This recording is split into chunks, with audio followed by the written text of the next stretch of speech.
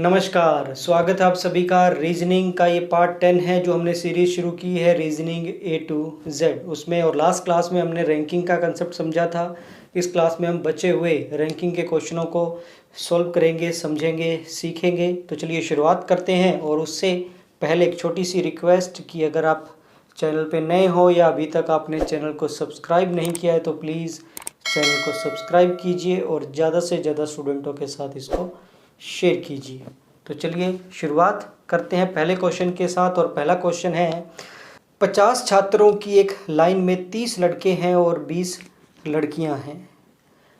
पंकज जो कि एक लड़का है उसका आगे से 32वां स्थान है और लड़कों में 25वां स्थान है। तो बताओ पंकज के पीछे कितनी लड़कियां हैं। देखिए इस क्वेश्चन में जो मेंशन है कि पंकज एक लड़का है। रीजनिंग में हमेशा पहले तो हम इसी से शुरू करते हैं। आपने हमेशा ध्यान रखना है, कभी भी कोई नाम लिखा हो, पंकज लिखा हो, रमेश लिखा हो, अशोक लिखा हो, राम लिखा हो या पूजा लिखा हो, तो हमने नाम देखकर ये नहीं मान लेना है कि ये रमेश है तो लड़का होगा या ये पूजा है तो लड़की होगी। नहीं, रीजनिंग का रूल ये कहता है कि जब तक आपको नहीं बताया गया कि पंकज एक लड़का है या पूजा एक लड़की है, तब तक स्पेशली आप रैंकिंग के इस टाइप के क्वेश्चन या ब्लड रिलेशन के जो अभी नेक्स्ट टॉपिक हम करेंगे उसमें आप अपनी तरफ से नाम देखकर जेंडर डिसाइड नहीं कर सकते। ये हमेशा आपने ध्यान रखना है। तो इस क्वेश्चन में कहता है कि जी 50 छात्रों की एक लाइन है। टोटल जो लाइन है उसमें टोटल हमें दे रखे हैं कितने हैं, 50 हैं, जिसमें से 20 लड़कियां हैं और 30 लड़के हैं। आगे कहता है कि पंकज 32वां है आगे से। ये पंकज है, इसका आगे से कौन सा रैंक है, 32वां। इसका मतलब इसके आगे टोटल 31 छात्र हैं। अगर इसका रैंक 32वां है तो इसके आगे 31 छात्र हैं। क्लियर। और पंकज है क्या, एक लड़का है। फिर इसने कह दिया है कि वो लड़कों में 25वां है। अगर लड़कों की बात करें तो ये 25वां है। इसका मतलब बॉयज़ इसके आगे कितने हैं, 24 हैं, क्योंकि खुद लड़का है। तो इसके ये 25वां है लड़कों में, तो 24 इसके क्या होंगे, आगे होंगे। क्लियर है। और टोटल इसके आगे कितने हैं, 31। 31 में से 24 अगर लड़के हैं तो गर्ल्स बची हुई कितनी रहेगी, आप कहोगे जी 7 है। यानी इसके आगे लड़कियां कितनी हैं, 7। और लड़कियां इस लाइन में है कितनी, 20। 20 में से अगर 7 लड़कियां इसके आगे है तो इसके पीछे जो लड़कियों की संख्या है वो कितनी होगी, 13। और यही इस क्वेश्चन का सही आंसर है कि इसके पीछे इस लाइन में टोटल 13 लड़कियां हैं। क्लियर है। तो क्वेश्चन इजी था, मुश्किल नहीं था, पर 2-3 बातें आपने ध्यान रखनी है कि इस तरीके से जो क्वेश्चन पूछेगा, पहली चीज़ तो आपने स्पेशली ये ध्यान रखनी है कि जब तक आपको जेंडर नहीं दिया गया, मान लेते हैं कि इस क्वेश्चन को ही मैं डिस्कस कर लेता हूँ। अब इस क्वेश्चन में अगर ये हमें नहीं बताता कि पंकज लड़का है या लड़की, तो नाम पंकज से मैं ये डिसाइड नहीं कर सकता था। तो मुझे 2 कंडीशन लेकर चलनी होगी, स्पेशली ध्यान रखना। 2 कंडीशन, अगर पंकज लड़का है तब तो ये कंडीशन हो ही गई। सपोज दूसरी कंडीशन अगर ना दे रखा हो तो पंकज को अगर एज ए लड़की मैं लेकर चलता, तो पंकज अगर लड़की है तो उसका 32वां स्थान है। इसका मतलब 31 उसके आगे हैं। ठीक। और लड़कों में वो 25वीं है, यानी लड़कों की काउंटिंग करें तो वो 25वीं है। तो बची हुई लड़कियां कितनी रह गई, 7। और एक लड़की ये हो गई 8। तो इस हिसाब से इसके पीछे कितनी लड़कियां हो जाएंगी, 12। फिर से मैं रिपीट करता हूं, अगर जेंडर नहीं दे रखा है तो 2 ऑप्शन बनने थे हमारे पास, 13 या 12। और हमेशा ये 2 चीज़ आपको मिलेगी। लैंग्वेज कुछ अलग भी बन सकती है, कैसे भी बन सकती है, पर ये चीज़ स्पेशली आपने ध्यान रखनी है रीजनिंग में, रैंकिंग में, ब्लड रिलेशन में, कि आप अपनी मर्जी, या कोई भी टॉपिक हो रीजनिंग का, आप अपनी मर्जी से जेंडर डिसाइड नहीं कर सकते। या तो लैंग्वेज से डिसाइड होगा, जैसे लैंग्वेज ऐसे हो, पूजा कहती है तो लड़की है, या पूजा कहता है तो लड़का है, या वो दे देगा कि पूजा एक लड़की है, पंकज एक लड़का है। होप आप इस चीज़ को समझ पाए हैं। चलते हैं नेक्स्ट क्वेश्चन पे।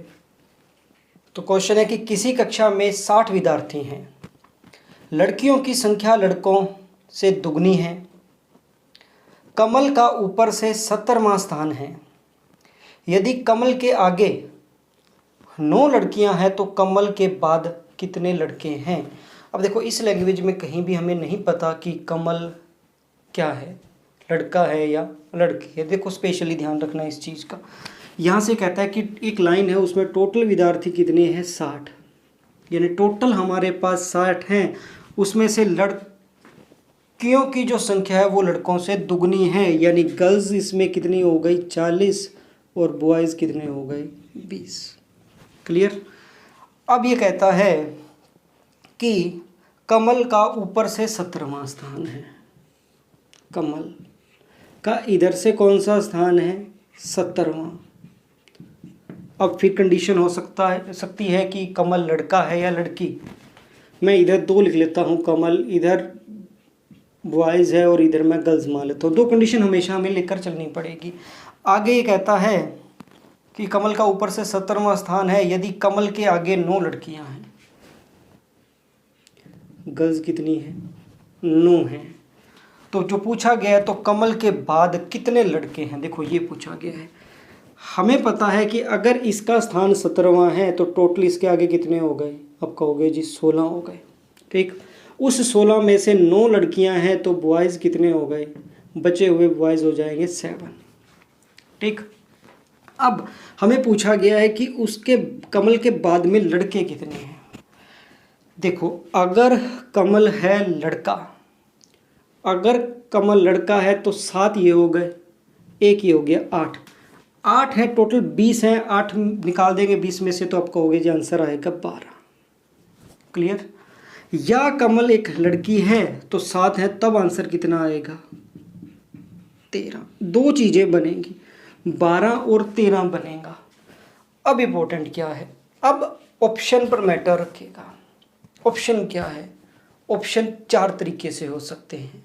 देखिए ऑप्शन का भी तरीका अलग अलग हो सकता है। पहला ऑप्शन ऐसे दे देता 12, 11, 14, 15, सिर्फ ऑप्शन ये 4 ही दिए हैं, तब हम आंसर करेंगे 12, क्योंकि हमारे पास 2 आंसर आए 12। तब हमें ये समझना होगा कि जो क्वेश्चन जिसने बनाया है उसने इससे कमल को एक लड़का मान के क्वेश्चन बनाया, तो आंसर हमारा ये सही है।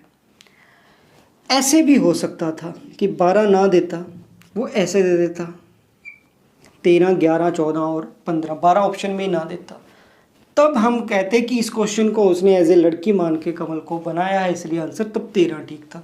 इन दोनों में जब एक होगा तो वो आंसर हमारा हो जाएगा।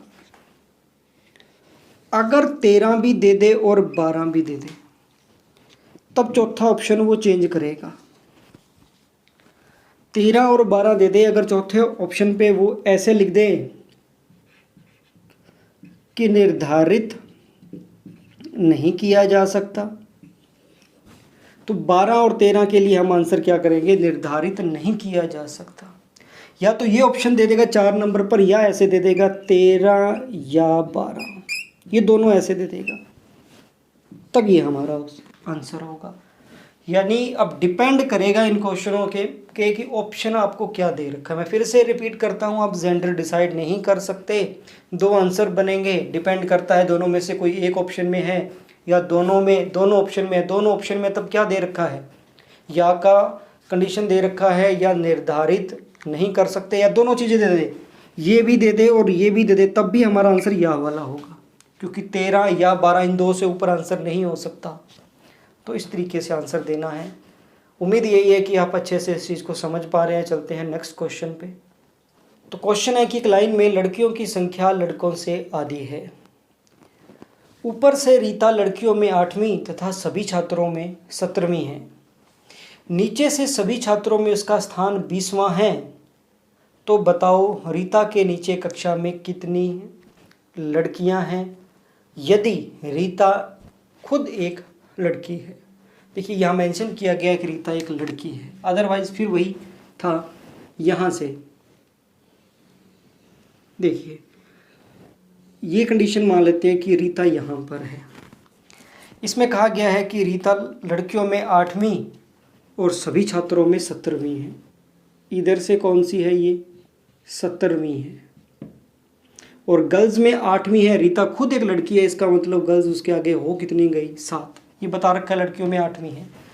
आगे नीचे से सभी छात्रों में उसका स्थान 20वां है। इधर से उसका स्थान क्या है, 20वां। इधर से 20 है, इधर से 17, दोनों को जोड़ देंगे 37। रीता डबल काउंट हो गई तो टोटल कितने हैं, आप कहोगे जी 36 है। क्लियर, टोटल 36 है। खुद कहा है कि लड़कियों की संख्या है वो लड़कों से आधी है, इसका मतलब 24 लड़के हो गए और 12 लड़कियां हो गई। इस तरीके से संख्या हो जाएगी टोटल में। पूछा जो गया है कि नीचे कक्षा में, रीता के नीचे कक्षा में कितनी लड़कियां हैं, तो रीता खुद एक लड़की है, 7 इसके आगे है तो 8 हो गई। टोटल है कितनी, 12। 12 में से 7 और ये एक 8 हो चुके हैं, बची कितनी, 4। तो आंसर है रीता के नीचे 4 लड़कियां हैं। ये तब जब हमें बताया गया है रीता एक लड़की है।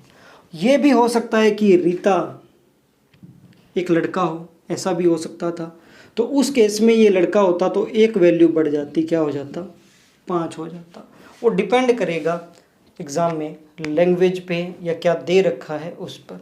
तो उम्मीद करता हूँ आप इस चीज़ को समझ पाए हैं। चलते हैं नेक्स्ट क्वेश्चन पे।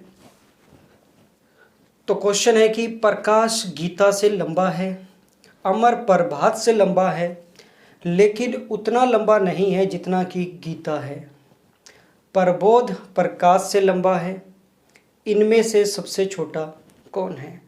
देखो इस टाइप का रैंकिंग का जो भी क्वेश्चन हो, हाइट के बारे में दे रखा हो, वज़न के बारे में दे रखा हो, अंकों के बारे में दे रखा हो, उम्र के बारे में दे रखा हो, पहले या बाद के बारे में दे रखा हो, कुछ भी जहाँ कम ज़्यादा पहले बाद की बातें हों, बस सिंपल सा अपने फंडा याद रखना है। वहाँ पर जो ज़्यादा है या जो पहले है उसको ऊपर लिख दो, जो कम है जो बाद में है उसको नीचे लिख दो। जैसे लाइन पढ़ते रहो लिखते रहो। यहाँ कहता है प्रकाश गीता से लंबा है, तो प्रकाश गीता से लंबा है तो प्रकाश को ऊपर लिख दो, गीता को नीचे लिख दो। प्रकाश है वो गीता से लंबा है। ठीक, आगे कहता है अमर प्रभात से लंबा है। अमर प्रभात से लंबा है तो इसको अलग लिख दो, अमर है वो प्रभात से लंबा है, लेकिन उतना लंबा नहीं है जितना कि गीता। यानी अमर है वो प्रभात से तो लंबा है पर उतना लंबा नहीं है जितना गीता। यानी इसका मतलब अमर है वो गीता से नीचे है, तो प्रभात तो अपने आप अमर से नीचे हो जाएगा। क्लियर, आगे प्रबोध प्रकाश से लंबा है। प्रबोध है वो प्रकाश से भी लंबा है, तो प्रबोध जो है वो इससे ऊपर आएगा इस तरीके से। तो इनमें से सबसे छोटा कौन है, तो सबसे छोटा कौन है, प्रभात है। क्लियर, यानी रैंकिंग के अगर वज़न हो, उम्र हो, हाइट हो, कद के बारे में दे रखा हो, अंकों के बारे में दे रखा हो, जहाँ भी अधिक और कम हो, अधिक को ऊपर लिखो, कम को नीचे लिखो, लाइन को लिखते रहो, अपने आप आंसर आ जाएगा। पहले या बाद में जो भी चीज़ें हो इस तरीके से लिखते रहो, बहुत ईजीली इनका आंसर किया जा सकता है। चलते हैं नेक्स्ट क्वेश्चन पे। तो क्वेश्चन है कि सुरेश अनिल से भारी है, लेकिन उतना भारी नहीं है जितना कि राजू है। अनिल जयेश से भारी है, करुणा सुरेश से भारी है, लेकिन राजू से हल्की है। इनमें सबसे भारी कौन है। देखिए फिर वही तरीका है, भारी हो, ज़्यादा हो, कम हो, इस तरीके से बस लिखते रहो। स्टार्टिंग में कहता है सुरेश अनिल से भारी है, सुरेश है वो अनिल से भारी है, तो इसको ऐसे लिख देता हूँ, लेकिन उतना भारी नहीं है जितना कि राजू। यानी सुरेश है वो अनिल से तो भारी है, लेकिन उतना भारी नहीं है जितना कि राजू। इसका मतलब राजू इससे भी भारी है। क्लियर, आगे अनिल जयेश से भारी है। अनिल है, इसको अब यहाँ नहीं लिखा हुआ, सॉरी अनिल ये है, अनिल है वो जयेश से भारी है, तो इसको ऐसे लिख देंगे, अनिल है वो जयेश से भारी है। करुणा सुरेश से भारी है। अब देखो करुणा है वो सुरेश से भारी है, पर राजू के साथ कोई लिंक नहीं है अभी। करुणा ऐसे लिख देते हैं, क्योंकि इसने कहा करुणा सुरेश से भारी है। देखो सुरेश से राजू भी भारी है, करुणा भी भारी है, इनका आपस में क्या लिंक है ये अभी हमें नहीं पता, आगे बढ़ना पड़ेगा। लेकिन राजू से हल्की है, लेकिन राजू से हल्की है। देखो करुणा सुरेश से भारी है लेकिन राजू से हल्की है, तो इसका मतलब करुणा कहाँ आएगी, यहाँ आएगी। क्लियर। पूछा ये गया है तो इनमें सबसे भारी कौन सा है, तो अभी बताओ सबसे भारी कौन सा है, आंसर होगा राजू। यानी ये बहुत बेसिक टाइप के क्वेश्चन है। आगे चलकर इसी से सीटिंग अरेंजमेंट और पजल के जो क्वेश्चन होते हैं वो इसका ही हम कह सकते हैं एडवांस लेवल होता है। जो एक एक लाइन पढ़ते रहो, उसको लिखते रहो, बस लाइन पढ़ते रहो, लिखते रहो, इजीली ये क्वेश्चन सॉल्व हो जाएंगे। चलते हैं नेक्स्ट क्वेश्चन पे। तो क्वेश्चन है कि ए बी सी डी और ई 5 बच्चे हैं। इसमें बी ई से लंबा है किंतु ए से छोटा है। ए सी से छोटा है परंतु डी से लंबा है, जबकि डी बी से लंबा है। यदि सभी बच्चों को एक साथ पंक्ति में लंबाई के अनुसार खड़ा किया जाए तो चौथे नंबर पर कौन होगा। देखिए 5 है, उसमें कहता है जी बी है वो ई से लंबा है। बी के बारे में कहता है जी ई से लंबा है किंतु ए से छोटा है। बी ई से लंबा है किंतु ए से छोटा है। आगे कहता है ए सी से छोटा है। ए है वो सी से छोटा है परंतु डी से लंबा है। ए है वो सी से तो छोटा है परंतु डी से लंबा है, तो यानी ए है वो डी से लंबा है। अब डी इन दोनों के बीच में है, कहाँ है ये अभी हम डिसाइड नहीं कर सकते। आगे कहता है जबकि डी बी से लंबा है। नेक्स्ट लाइन में कह दिया डी है वो बी से लंबा है, तो डी कहाँ जाएगा, यहाँ, क्योंकि वो ए से तो कम था और बी से वो क्या हो गया, लंबा हो गया। तो इस तरीके से आ गया। तो 5 है वो इस तरीके से, पहले सी है, फिर ए है, फिर डी है, फिर बी है और फिर ई है। अब देखो एक छोटी सी गलती क्या हो सकती है। यहाँ ये पूछा है कि अगर बच्चों को लंबाई के अनुसार खड़ा किया जाए तो चौथे नंबर पर कौन सा होगा। हमने जो ये अपने दिमाग में एक सेटअप बैठा रखा है कि ये सबसे अधिक है, ये सबसे अधिक और ये सबसे क्या है, कम। हम अधिक वाला पहले लिखते हैं, कम वाला बाद में लिखते हैं। अब एक जनरल सेंस पर देखिए कि एक लाइन बनानी हो हाइट के हिसाब से, तो जनरल, क्योंकि रीजनिंग है ही हमारे जनरल समझ की कि लंबाई के अनुसार लाइन बनाएंगे तो पहले सबसे छोटा होगा क्या, फिर दूसरा, फिर तीसरा, इस तरीके से होगा। तो चौथा लंबाई के अनुसार खड़ा किया जाए तो ये सबसे पहले आएगा इस लाइन में, मतलब ये लाइन ऐसे बनेगी। तो 1 2 3 और 4, चौथे नंबर पर कौन होगा, ए होगा, और ए हमारा ये आंसर है। क्लियर है। क्योंकि ये जो मैंने आपको एक तरीका बताया था कि अधिक है उसको पहले लिखो, कम है उसको बाद में लिखो, पर ऐसी लैंग्वेज भी बन सकती है कि जहाँ आपसे ये पूछ ले कि लाइन के अनुसार खड़ा किया जाए तो चौथे नंबर पर कौन सा होगा, तो कन्फ्यूजन ना हो, आप दिमाग में दोनों चीज़ें रखोगे। चलते हैं नेक्स्ट क्वेश्चन पे। तो क्वेश्चन है कि A P R x S और जेड एक पंक्ति में बैठे हैं, उनमें एस तथा जेड बीच में है और ए तथा पी सिरों पर है। आर ए के बाईं ओर बैठा है, तब पी के बाईं ओर कौन बैठा है, ये हमें पूछा गया है। देखो एक लाइन है जिसमें 6 लोग बैठे हैं, ये। अब देखो यहाँ कंडीशन है 2 दे रखी है, मैं 2 लाइनें बनाऊंगा, क्योंकि यहाँ 2 लाइनें इसलिए बनानी पड़ेगी क्योंकि अभी हम डिसाइड नहीं कर पाएंगे कि कौन किधर बैठा है। जैसे इनमें एस तथा जेड बीच में है, ये बीच वाली लाइन है, यहाँ एस जेड है, यानी अगर यहाँ एस है तो जेड है। ये भी हो सकता है कि जेड इधर हो और एस इधर हो, ये भी तो हो सकता है। आगे कहता है कि ए तथा पी सिरों पर है, यानी ए और पी सिरों पर है, ऐसे है। जरूरी तो नहीं है कि ये पी इधर हो सकता है और ए इधर हो सकता है, ये भी तो हो सकता है। यानी अगर जेड यहाँ बैठा है, एस यहाँ बैठा है, तो ए यहाँ होगा और पी यहाँ होगा, और अगर पी यहाँ हुआ तो ए इधर होगा, ये भी तो हो सकता है। यानी इस टाइप के क्वेश्चन हो, जो जितनी भी कंडीशन बनती है आप कंडीशन बना के लिख लो, जो सही होगी वो बचेगी, बाकी सब कट हो जाएगी। जैसे अभी आगे देखते हैं। आगे कहता है आर ए के बाईं ओर बैठा है, आर ए के बाईं ओर बैठा है। देखो अगर हम ए को यहाँ बैठाते हैं तो क्या ए के बाईं ओर कोई बैठ सकता है क्या, आप कहोगे नहीं। देखो ए अगर इस सिरे पर बैठेगा तो उसके सभी इधर होंगे और इधर इसका ए का क्या है, दायां है, ठीक है। अगर इसका दायां है तो ये कैंसिल हो गया, ए यहाँ नहीं हो सकता, यानी ये वाली कंडीशन हमारी गलत हो गई, क्योंकि इसने कहा है कि आर ए के बाईं ओर बैठा है, यानी ए यहाँ होगा, आर यहाँ होगा, ये आ गया।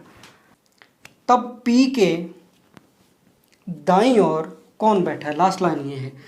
अब देखो इसमें एक ही बच गया, क्योंकि ए था, पी था, आर, एक्स बच गया।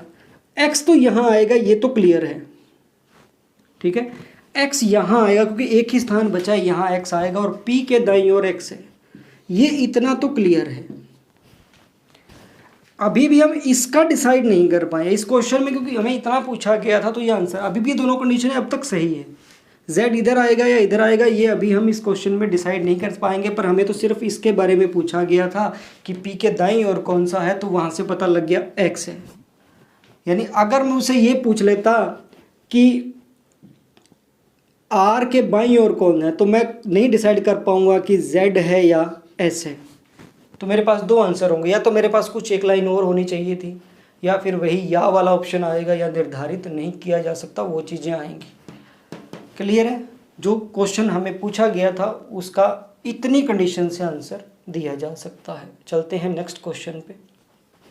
तो क्वेश्चन है कि एक पंक्ति में बैठे एक पैनल के 6 सदस्यों में से x क्यू के बाईं ओर है किंतु p के दाईं ओर है, y क्यू के दाईं ओर है किंतु z के बाईं ओर है, z r के बाईं ओर है, तो छोरों पर कौन से सदस्य हैं। देखिए जैसे जैसे हम एक लाइन दे रखी है उसमें जैसे जैसे इसने बोला है वैसे बैठाते रहो। ये कहता है कि जी x है वो क्यू के बाईं ओर है, यानी अगर यहाँ क्यू है तो उसके बाईं ओर x है, किंतु p के दाईं ओर है, p के दाईं ओर है, x है वो क्यू के तो बाईं ओर है परंतु p के दाईं ओर है, तो ऐसे होगा। आगे कहता है y क्यू के दाईं ओर है, y है वो क्यू के दाईं ओर है किंतु z के बाईं ओर है, किंतु z के बाईं ओर है, z r के बाईं ओर है, z है वो r के बाईं ओर है, तो यहाँ आ जाएगा z r के बाईं ओर है, तो छोरों पर कौन से सदस्य हैं। छोर पर पूछा गया है तो एक छोर पर r है एक पर p है, तो p r बहुत आसान क्वेश्चन था, कुछ नहीं था, बस जैसे जैसे लाइन दे रही थी वैसे वैसे ये क्वेश्चन बन गया, कोई ज़्यादा इतना मुश्किल इसमें नहीं था। अच्छे क्वेश्चन करते हैं, चलते हैं नेक्स्ट क्वेश्चन पे। तो क्वेश्चन है कि रामू मोनू की अपेक्षा ज़्यादा लंबा है परंतु उतना लंबा नहीं है जितना रविंदर। करीम दिलीप की अपेक्षा ज़्यादा लंबा परंतु मोनू की अपेक्षा छोटा है, तो इन सब में सबसे ज़्यादा लंबा कौन है।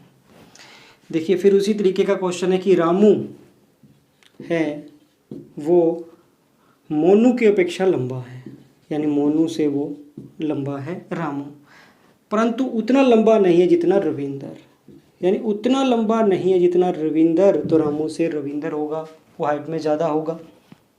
आगे कहता है करीम दिलीप की अपेक्षा ज़्यादा लंबा है परंतु मोनू की अपेक्षा छोटा है। करीम है वो दिलीप की अपेक्षा तो लंबा है परंतु मोनू से छोटा है, इसका मतलब करीम यहाँ है मोनू से छोटा है, और कह रखा है ये दिलीप से क्या है लंबा है, तो ऐसे आ जाएगा। क्लियर। तो इन सब में सबसे ज़्यादा लंबा कौन है यही पूछा गया है, तो इस सब में सबसे ज़्यादा लंबा कौन है, रविंदर है। क्लियर है, चलते हैं नेक्स्ट क्वेश्चन पे। तो क्वेश्चन है कि 5 लड़कों ने एक दौड़ में भाग लिया, पी ने क्यू से पहले लेकिन आर के बाद अपनी दौड़ पूरी की, एस ने यह दौड़ टी से पहले लेकिन क्यू के बाद पूरी की, तो इस दौड़ में कौन विजयी रहा। वही कोई भी तरीके का पहले और बाद के हिसाब से हमने लिखना है। कहते हैं कि 5 लड़कों ने एक दौड़ में भाग लिया जिसमें पी ने क्यू से पहले लेकिन आर के बाद दौड़ पूरी की, इस तरीके से। एस ने यह दौड़ टी से पहले लेकिन क्यू के बाद पूरी की, एस ने यह दौड़ टी से तो पहले किया लेकिन क्यू के बाद में किया, तो इस तरीके से आ जाएगा। इस दौड़ में विजयी कौन रहा, तो इस दौड़ में विजयी कौन रहा, आर। यानी सिंपल सी बात यह है कि जैसे लाइन दे रखी है रीजनिंग में, इस तरीके के क्वेश्चन है, उसको पढ़ते रहो, एक लाइन पढ़ो वो लिख दो, दूसरी लाइन पढ़ो उसको लिख दो, जैसे जैसे इसने लिख रखा है वैसे वैसे लिख दो, रैंकिंग इजीली सोल्व हो जाएगी। चलते हैं नेक्स्ट क्वेश्चन पे। तो अगला क्वेश्चन है कि ए बी सी डी और ई की वार्षिक परीक्षा में अलग अलग अंक मिले हैं, इनमें डी ने केवल ई से कम अंक पाए हैं, बी ने ए से अधिक किंतु डी से कम अंक पाए हैं, इनमें से किसे सबसे कम अंक मिले। देखिए अच्छा क्वेश्चन है ये। डी ने केवल ई से कम अंक पाए हैं। देखो यहाँ से डी है वो सिर्फ और सिर्फ ई से कम अंक प्राप्त करता है, इसका मतलब ई को सबसे ज़्यादा अंक प्राप्त हुए हैं। देखो इतनी लाइन से मैं फिर से इसको पढ़ूँ, इसने कहा है डी ने केवल ई से कम अंक पाए हैं। एक छोटी सी एग्जांपल आपको देता हूँ कि क्लास में अगर आप ये कहो कि मुझे सिर्फ और सिर्फ राम से कम अंक प्राप्त हुए हैं, इसका मतलब क्लास में चाहे जितने मर्जी बच्चे हो, आपको सिर्फ राम से कम प्राप्त हुए हैं तो आप 2 नंबर पर हो। ये कहता है डी को सिर्फ ई से कम अंक प्राप्त हुए हैं, तो इसका मतलब डी 2 नंबर पर है और सबसे पहले नंबर पर कौन है, ई। पर हमें जो पूछा गया है इसमें कुछ और पूछा गया है, आगे बढ़ते हैं इसमें। बी ने ए से अधिक किंतु डी से कम अंक प्राप्त किए हैं। बी है वो ए से तो अधिक प्राप्त करता है और डी से कम अंक प्राप्त करता है। इनमें से किसे सबसे कम अंक प्राप्त हुए हैं, तो इसमें से सबसे कम अंक प्राप्त हुए वो किसको, ए को प्राप्त हुए हैं। अभी भी एक रह गया ना, ई, सॉरी 5 लोग दिए थे, ए सी रह गया। एक बार मैं फिर से देखो रिपीट कर देता हूँ। ये कहता है कि इनमें डी केवल ई से कम अंक प्राप्त करता है, बी ने ए से अधिक प्राप्त किए हैं और डी से कम अंक प्राप्त किए हैं, तो इनमें से किसे सबसे कम अंक प्राप्त हुए हैं। तो देखो सी अभी बच गया। अब सी कहाँ है, क्योंकि ये दोनों डिसाइड हो गए, उसके बाद ये इससे कम है और ये इससे कम है, पर सी कितना कम है ये अभी नहीं डिसाइड कर सकते। तो इस क्वेश्चन का आंसर होगा निर्धारित नहीं किया जा सकता। कहीं आप गलती से ये मत समझ लेना कि सी बच गया तो सी कम ही होगा, कोई ज़रूरी नहीं है। सी यहाँ भी हो सकता है, बस यहाँ नहीं आ सकता, पहले और दूसरे पर नहीं आ सकता। सी यहाँ भी आ सकता है, यहाँ भी कहीं भी आ सकता है। तो इस क्वेश्चन इसका जो आंसर होगा, आंकड़े अपर्याप्त हैं, जो ऑप्शन में दिया हुआ है आंकड़े अपर्याप्त हैं या फिर निर्धारित नहीं किया जा सकता, ये ऑप्शन मिल सकता है। क्लियर है। चलते हैं नेक्स्ट क्वेश्चन पे। तो क्वेश्चन है कि एम एन पी क्यू तथा टी एक विषय में अलग अलग अंक प्राप्त करते हैं, एन सिर्फ पी से तथा टी से अधिक अंक प्राप्त करता है, क्यू सिर्फ एम से कम अंक प्राप्त करता है, तो कौन सबसे कम अंक प्राप्त करता है। देखो उसी तरीके का क्वेश्चन है। एम एन पी क्यू और टी एक विषय में अलग अलग अंक प्राप्त करते हैं, एन सिर्फ पी से तथा टी से अधिक अंक प्राप्त करता है। यानी एन है वो पी और टी से अधिक अंक प्राप्त करता है सिर्फ, यानी एन के नीचे सिर्फ 2 हैं, ये क्लियर हो चुका है। आगे क्यू सिर्फ एम से कम अंक प्राप्त करता है, क्यू है वो सिर्फ एम से कम अंक प्राप्त करता है, तो इस पिछले क्वेश्चन में मैंने समझाया था ये दूसरे नंबर पर हो गया। तो कौन सबसे कम अंक प्राप्त करता है, तो देखो अब एन से दोनों ही कम हैं, अब दोनों बराबर हैं या ये कम है या ये कम है, ये दोनों एन से कम है, पर उनका आपस में क्या रिलेशन है, कौन सा कम होगा कौन सा ज़्यादा होगा नहीं डिसाइड किया जा सकता, फिर ऑप्शन पर डिपेंड करेगा। आंकड़े अपर्याप्त कहा जा सकता है या का ऑप्शन मिल सकता है, जो मैंने पहले दूसरे क्वेश्चन में आपको डिटेल से समझाया था कि यहाँ अभी के लिए हम कहेंगे डाटा अपर्याप्त है, पर ऑप्शन में ऐसे भी कह सकते था पी या टी, यानी 2 ही हो सकते हैं। दोनों को अगर ऐसे लिख देगा तो ये आंसर हमारा सही होगा, अदरवाइज हमारे पास डाटा अपर्याप्त है। कई बार क्या करता है, कई बार आपको ऐसे लिख देता है ऑप्शन, देखो जैसे ये भी कह सकता है पी एन क्यू और एम।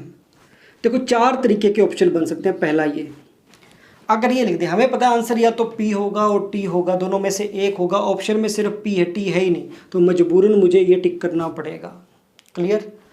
दूसरा, इस चीज़ को ऐसे भी लिख सकता था वो कि ऑप्शन में सिर्फ एक दे देता टी, इधर वही एन दे देता, इधर क्यू दे देता और इधर एम दे देता, तब मेरा आंसर क्या हो जाता? टी, क्योंकि दोनों में से एक ही ऑप्शन में है।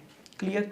तीसरा तरीका पूछा जा सकता है इसमें, ऑप्शन तीसरे तरीके इस तरीके से दे सकता है कि पहला ऑप्शन दे देगा पी, दूसरा ऑप्शन दे देगा टी, तीसरा ऑप्शन दे देगा एम और चौथा ऑप्शन दे देगा निर्धारित नहीं किया जा सकता। ये भी दे सकता है। तो इसमें पी और टी में से हम आंसर नहीं कर सकते, इसलिए ये आंसर हो जाएगा। और लास्ट और इम्पोर्टेंट सबसे ऐसे दे सकता है, पी, दूसरे पर टी, थर्ड पर पी या टी और चौथे पर निर्धारित नहीं या आंकड़े अपर्याप्त हैं, ऐसा भी कह सकता है। तो ये आंसर सही होगा, क्योंकि हमें पता है ये दो ही हैं, पी या टी, या तो पी होगा या टी होगा, और दोनों चीज़ें हमसे पूछ ली गई, इसलिए यहाँ ये आंसर होगा, यहाँ ये होगा। तो बड़े ध्यान से आपने देखना है, एक क्वेश्चन को 4 तरीके से ऑप्शन में इस तरीके से लिख सकता है, इसका आपको स्पेशली ध्यान रखना है। चलते हैं नेक्स्ट क्वेश्चन पे। तो लास्ट क्वेश्चन है इस वीडियो का कि 5 छात्र ए, बी, सी, डी और ई एक दूसरे के पीछे बैठे हैं। ए बैठा है सी के पीछे लेकिन बी के आगे है, सी बैठा है ई के पीछे, डी बैठा है ई के आगे, तो बताओ बीच में कौन बैठा है? देखिए फिर वही इसी तरीके से लिख देंगे, ए बैठा है सी के पीछे, ए बैठा है सी के पीछे, तो ऐसे लिख देंगे, सी आगे है, ए पीछे है, लेकिन बी के आगे है, लेकिन बी के आगे, ए बैठा है सी के पीछे लेकिन बी के आगे है।